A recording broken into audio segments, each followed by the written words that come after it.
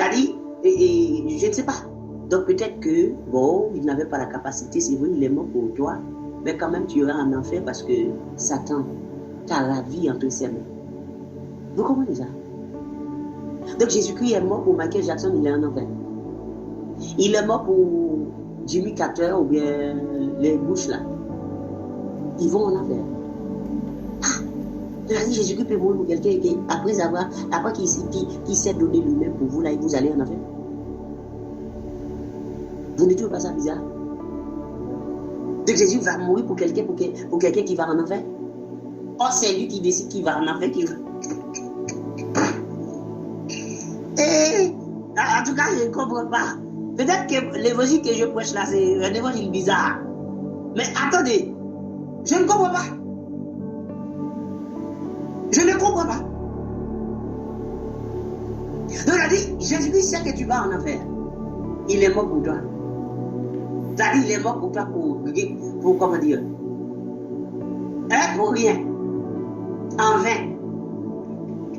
Ah bon, mon fils, j'ai essayé de te sauver, malheureusement, je n'ai pas. J'étais mort pour toi, vraiment, mais j'ai pas pu te sauver, mon fils, et tu as fait trop de dégâts. Tu n'as pas été poli. Tu t'es laissé ravir par Satan. Oh, Matthieu 24 dit, il y aura des faux prophètes et des faux Christians. Ils feront des miracles et des prodiges au point de séduire même les élus s'il était possible. Mais il n'est pas possible.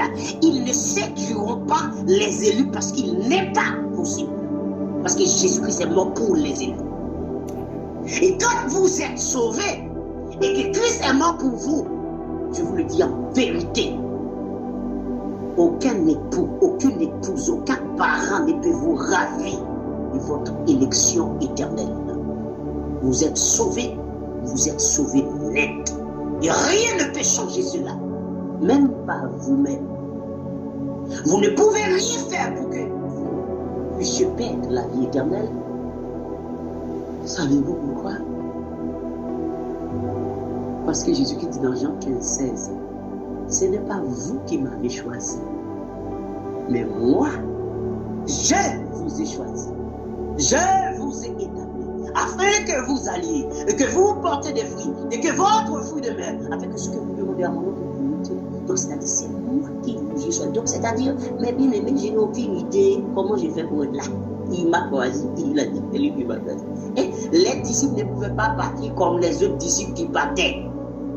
Parce que Jésus-Christ dit, n'est-ce pas moi qui vous ai choisi, vous les 12? Donc quand vous voyez quelqu'un parti, dites-vous, Jésus ne l'avait pas choisi. Qu'est-ce qui se passe ici, là?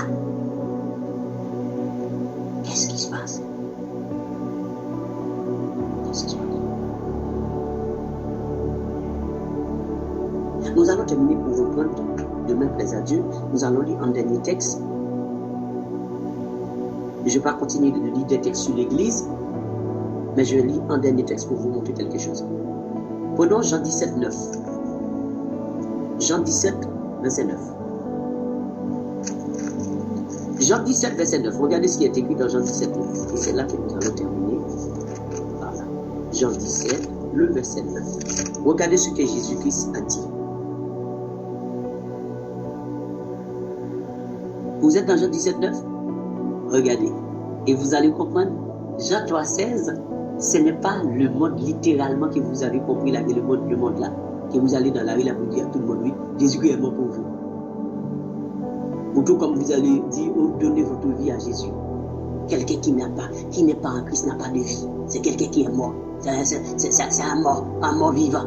C'est un zombie. C'est plutôt accepter Jésus pour qu'il puisse vous donner la vie. Parce que sans Jésus, vous n'avez pas la vie. C'est le texte, vous étiez mort. Oh, c'est quelqu'un qui est dans le péché. Il a quelle vie alors, puisqu'il est mort? Quelqu'un qui est dans le péché, quelqu'un qui est mort. Comment vous pouvez dire donner votre vie à Jésus? Quelle vie? Il a quelle vie? Il faut corriger ces deux phrases-là. Je répète. Jésus-Christ est mort pour vous. Savez-vous que Jésus-Christ est mort pour vous? Est-ce que vous avez déjà une révélation sur cette personne-là que Jésus-Christ est mort pour vous? Acceptez-vous que Jésus vous donne la vie? Et s'il accepte que Jésus-Christ lui donne la vie, c'est que Jésus-Christ est mort pour lui. C'est là que je vais voir ça. Et autre chose. Arrêtez de dire,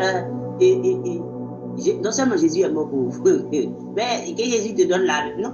Et donner ta vie à Jésus. Non, tu n'as pas de vie. Accepte que Jésus te donne la vie. Est-ce que tu veux que Jésus te donne la vie?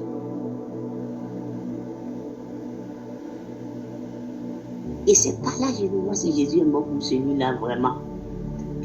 Enfin, je ne sais pas. Ah, vous avez dit que Jésus est mort pour Michael Jackson, il est en enfer. Donc vous avez menti. Vous avez dit que Jésus était mort pour votre grand-père, il est en enfer. Vous avez menti. Non, je ne peux pas dire que Jésus est mort pour mon père parce que... Ah! En tout cas, pour que je puisse dire que Jésus est mort pour vous, il faut que je voie la gloire de Dieu en vous. Parce que je ne vais pas dire ça comme ça, et sinon je vais pécher. Vous n'avez jamais entendu ça? Je comprends. Donc ça, vous faites, ça se dit, mais attendez. C'est écrit dans la Bible, oui, c'est écrit noir sur blanc.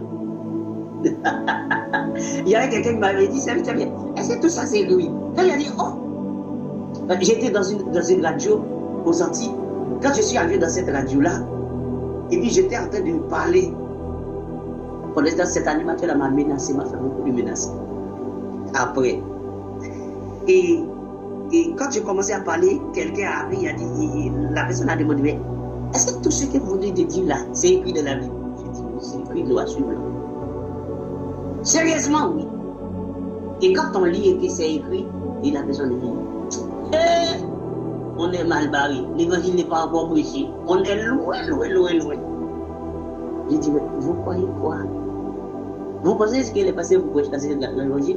Ah, là, le vrai évangile, quand vous prêchez ça, vous pensez que vous avez la belle vie? Vous allez avoir la belle vie où? Comment? Vous êtes bloqué partout. On vous attaque partout. Vous avez beaucoup d'ennemis. Personne ne veut de vous lorsque vous prêchez le vrai évangile. Pendant ce temps, ceux qui ne veulent pas vous voir, vous les aimez. Vous n'avez rien contre eux. Et leur problème, c'est que vous savez quel est le jugement? Ce qu'ils vont dire de vous. Ouais, vous faites semblant comme si vous êtes plus juste que tout le monde. Comme si vous viviez dans le ciel, dans le paradis. Oh, vous êtes un humain. Vous vous prenez comme si vous étiez plus juste que tout le monde. C'est ça le jugement. Rien d'autre. Vous n'avez rien fait.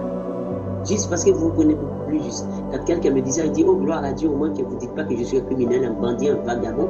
Donc, c'est-à-dire, gloire à Dieu, donc je marche dans la droiture, donc je dois continuer. Si j'étais devant la table, je vais monter sur la table. Si j'étais dans la maison, je vais monter sur le toit de la maison, plus haut. Au moins, on ne dit pas, oh, regardez le frère là. Il s'est dit chrétien, disciple de Jésus-Christ, regardez sa vie, regardez ce qu'il fait. Oh, il est en train de se battre là, regardez, il insulte des gens. Non. On a dit que je fais semblant, ou bien je me comporte comme si j'étais plus juste que tout le monde, c'est-à-dire je marche dans la voiture. Et on doit dire ça de vous. Vous devez être le miroir de ceux qui marchent dans le désordre, dans le péché. Quand ils vous regardent, ils s'énervent. Quand ils vous regardent, ils sont en train d'être jugés. Vous ne parlez pas, mais c'est comme si vous étiez en train de parler. Parce que votre présence seulement le juge. Il y a des gens, quand ces gens me voient, ces gens tremblent. Ils sont en colère. Ils disent que je les juge. Pourtant, je n'ai rien dit, je n'ai pas parlé. Oh, regardez-les, ils continuent de juger. Il va commencer à nous juger là. Regardez, moi je n'aime pas sa tête, je n'aime pas quand il est là. Il est venu pour nous embêter pour nous. Pour lui, c'est comme s'il était dans le ciel, le plus saint, le plus juste. Vous savez qu'est-ce qui se passe là? C'est que votre présence est en train de leur juger. Parce que leur comportement est mauvais, leurs œuvres sont mauvaises. Voilà comment on devait être. Donc, lisons Jean 17, le verset 9. Regardez ce qu'il dit.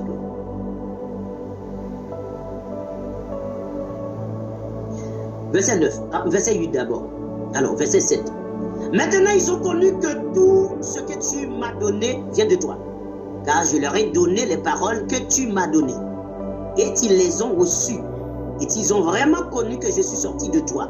Et ils ont cru que tu m'as envoyé. C'est pour eux que, le verset 9, le verset important.